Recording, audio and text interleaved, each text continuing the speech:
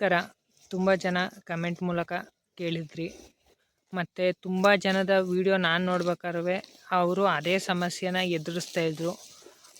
ತಮ್ನೇಲಲ್ಲಿ ನೋಡಿರ್ಬೋದು ನೀವು, ಅಥವಾ ಟೈಟಲಲ್ಲಿ ನೋಡಿದ್ರೆ ನಿಮಗೆ ಗೊತ್ತಾಗಿರುತ್ತೆ ಯಾವ ರೀತಿ ಕರುಗಳಿಗೆ ಕಾಲು ಊತ ಮತ್ತು ಹೊಕ್ಕಳ ಊತ, ಕರುಗಳ ಕಾಲು ಇರ್ಬೋದು, ಹಸುಗಳ ಕಾಲು ಇರ್ಬೋದು, ಅದು ಯಾಕೆ ಊತ ಬರುತ್ತೆ ಮತ್ತು ಅದಕ್ಕೆ ಮನೆ ಮದ್ದುಗಳು ಏನು ಮಾಡ್ಕೋಬೋದು, ಯಾವ ಮನೆ ಮದ್ದು ಮಾಡಿದ್ರೆ ಉತ್ತಮ ಅನ್ನೋದ್ರ ಬಗ್ಗೆ ಇವತ್ತಿನ ವೀಡಿಯೋದಲ್ಲಿ ತಿಳಿಸ್ಕೊಡೋಣ ಅಂತ ವೀಡಿಯೋ ಮಾಡ್ತಾಯಿದ್ದೀನಿ.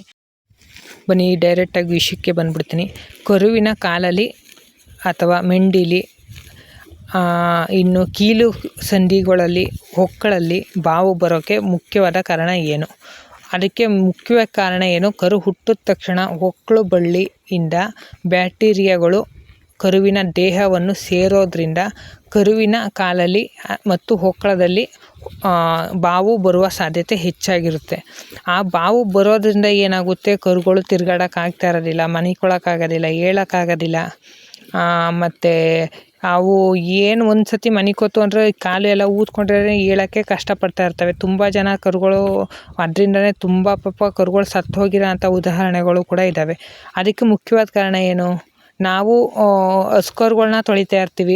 ಹುಟ್ಟಿದ ದಿವಸನೇ ಕರುಗಳನ್ನ ಬಿಸಿನೀರಲ್ಲಿ ತಣ್ಣೀರಲ್ಲಾಗಲಿ ತೊಳೆದು ಬಿಡ್ತೀವಿ. ಹಸುಗಳೇ ನೀಟಾಗಿ ನಿಕ್ಕಿ ಕ್ಲೀನ್ ಮಾಡಿರೋದ್ರಿಂದ ನಾವು ಅದನ್ನು ತೊಳೆಯೋ ಅಂಥ ಅವಶ್ಯಕತೆ ಇರೋದಿಲ್ಲ. ಮತ್ತು ಅಕಸ್ಮಾತ್ ತೊಳೆದ್ರೂ ಕರುವಿನ ಮೈಯ ಒಳ್ಳೆ ಬಟ್ಟೆಯಿಂದ ಒರೆಸಿ ಹೊಕ್ಕಳು ಬಳ್ಳಿಗೆ ನಾವು ಏನು ಔಷಧಿ ಮಾಡಬೇಕು ಅದನ್ನು ನಾವು ಮಾಡಬೇಕು. ಹೊಕ್ಕಳು ಬಳ್ಳಿಗೆ ನಾವು ಮಾಡಬೇಕಾಗಿರೋ ಔಷಧಿ ಏನು? ಅದು ನಾವು ಏನು ಮಾಡೋದ್ರಿಂದ ಕಿಣ್ಣೂತ ಬರೋದಿಲ್ಲ ಅಂತ ತಿಳ್ಕೊಬೇಕು. ಫಸ್ಟು ಟಿಂಚರ್ ಆಗಿರ್ಬೋದು ಅಥವಾ ಅರಿಶಿನದ ಪುಡಿ ಆಗಿರ್ಬೋದು, ಹೊಕ್ಕಳಕ್ಕೆ ಹಾಕೋದ್ರಿಂದ ಗಿಣ್ಣೂತ ಯಾವುದೇ ಕಾರಣಕ್ಕೂ ಬರೋ ಅಂಥ ಚಾನ್ಸಸ್ಸು 100ರಲ್ಲಿ 80% ಬರೋ ಅಂಥ ಚಾನ್ಸಸ್ಸು ಕಮ್ಮಿ ಆಗುತ್ತೆ. ಫಸ್ಟು ಮೊದಲನೇದಾಗಿ ಟಿಂಚರ್ನ ಹೆಚ್ಚಿನ % ಹಾಕಬೇಕು. ಟಿಂಚರ್ ಹಾಕಿ ಅರಿಶಿನ ಪುಡಿ ಹಾಕಿದ್ರೂ ಉತ್ತಮನೇ, ಟಿಂಚರ್ ಹಾಕಿದ್ರೂ ಉತ್ತಮನೇ. ಅದನ್ನು ಹಾಕೋದ್ರಿಂದ ಕಾಲು ಊತ ಗಿಣ್ಣೂತ ಬರೋದಿಲ್ಲ. ನೋಡಿ ಕಾಲು ಯಾವ ರೀತಿ ಊದ್ಕೊಂಡೈತೆ, ಕರುವಿನ ಹೊಕ್ಕಳ ನೋಡಿ ಯಾವ ರೀತಿ ಕರುವಿನ ಹೊಕ್ಕಳದಲ್ಲಿ ಎಷ್ಟು ಗಾತ್ರವಾಗಿ ಗದುವು ಬಂದೈತೆ ಅದನ್ನು ನೋಡ್ತಾ ಇರ್ಬೋದು ನೀವು.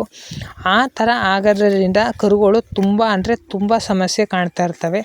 ಆ ಸಮಸ್ಯೆಗೆ ಪರಿಹಾರವಾಗಿ ಇವತ್ತಿನ ವಿಡಿಯೋದಲ್ಲಿ ಏನಾದರೂ ಒಂದು ಮಾಹಿತಿ ಕೊಡಬೇಕು. ನಮ್ಮ ರೈತರು ಅದರಲ್ಲಿ ತುಂಬ ಅಂದರೆ ತುಂಬ ಕಷ್ಟಪಡ್ತಾವ್ರೆ. ನಮಗೆ ಗೊತ್ತಿರೋ ಅಂಥದ್ದನ್ನ ನಾವು ಸ್ವಲ್ಪ ನಮಗೆ ತಿಳಿದಿರೋದನ್ನೇ ಸ್ವಲ್ಪನಾದರೂ ಹಂಚ್ಕೊಂಡ್ರೆ ಅದರಿಂದ ಎಷ್ಟೋ ಉಪಯೋಗ ಆಗುತ್ತೆ ಅನ್ನೋ ಉದ್ದೇಶದಿಂದ ಇವತ್ತಿನ ವಿಡಿಯೋ ಮಾಡ್ತಾಯಿದ್ದೀನಿ. ಆ ಸಮಸ್ಯೆ ಬಂದು ಏನಾದರೂ ಮನೆ ಮದ್ದು ಮಾಡಬೇಕು ಅಂದರೆ ತುಂಬ ಜನಕ್ಕೆ ಗೊತ್ತಿರ್ಬೋದು. ಇದರ ಹೆಸರು ಬಂದು ನರ್ಲೆ ಕುಡಿ, ಅಥವಾ ಕೆಲವೊಂದು ಕಡೆ ಕೆಲವೊಂದು ರೀತಿ ಕರೀತಾರೆ. ನಮ್ಮ ಕಡೆ ನರ್ಲೆ ಕುಡಿ ಅಂತ ಕರಿತೀವಿ, ಕೆಲವು ಕಡೆ ಅಂಗರಕೆ ಬಳ್ಳಿ ಅಂತ ಕರೀತಾರೆ, ಕೆಲವೊಂದು ಕಡೆ ಕೆಲವೊಂದು ರೀತಿಯಲ್ಲಿ ಕರೀತಾರೆ. ಇದನ್ನು ಅದಕ್ಕೆ ನಾವು ಬೇರೆ ಬೇರೆ ಬೇರೆ ಬೇರೆ ತಾಲೂಕಿನವರು, ಊರಿನವರು ನೋಡ್ತಾ ಇರ್ತೀರಿ. ಹಾಗಾಗಿ ಈ ವಿಡಿಯೋದಲ್ಲೇ ಅದರ ಗಿಡನ ಪೂರ್ತಿ ತೋರಿಸ್ತಾ ಇದ್ದೀನಿ. ಇನ್ನೂ 2-3 ಔಷಧಿ ಗಿಡಗಳವೆ, ಅವನ್ನು ತೋರಿಸಿಲ್ಲ. ಅದ್ರ ಬಗ್ಗೆ ಹಾಗೆ ಹೇಳ್ತೀನಿ.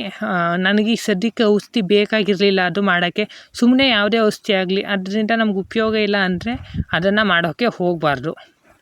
ಔಷಧಿ ತಯಾರಿಸಲು ಬೇಕಾಗಿರುವ ಎಲ್ಲವನ್ನು ತಿಳಿದುಕೊಳ್ಳೋಣ. ಔಷಧಿ ಮಾಡೋಕ್ಕೆ ಬೇಕಾಗಿರೋ ಮೊದಲನೇದಾಗಿ ಇದೇ ನರ್ಲೆ ಕುಡಿ. ಒಂದು 10ರಿಂದ 15 ಇಂಚು ಕಡ್ಡಿಯಷ್ಟು, ಜೊತೆಗೆ ಬೇವಿನ ಸೊಪ್ಪು ಒಂದು 40ರಿಂದ 50 ಎಲೆ ಬೇವಿನ ಸೊಪ್ಪು, 2 ಚಮಚ ಅರಿಶಿನ ಪುಡಿ, ಅಲೋವೆರಾ ಅಥವಾ ಲೋಳೆಪಟ್ಟೆ ರಸ, ಇಷ್ಟನ್ನು ಹಾಕ್ಕೊಂಡು ಇದ್ರ ಜೊತೆಗೆ 4 ಕರ್ಪೂರ ಬೆರೆಸಿ ಅದನ್ನು ಪೇಸ್ಟ್ ಮಾಡಿ ಇಟ್ಟುಕೊಳ್ಳಿ.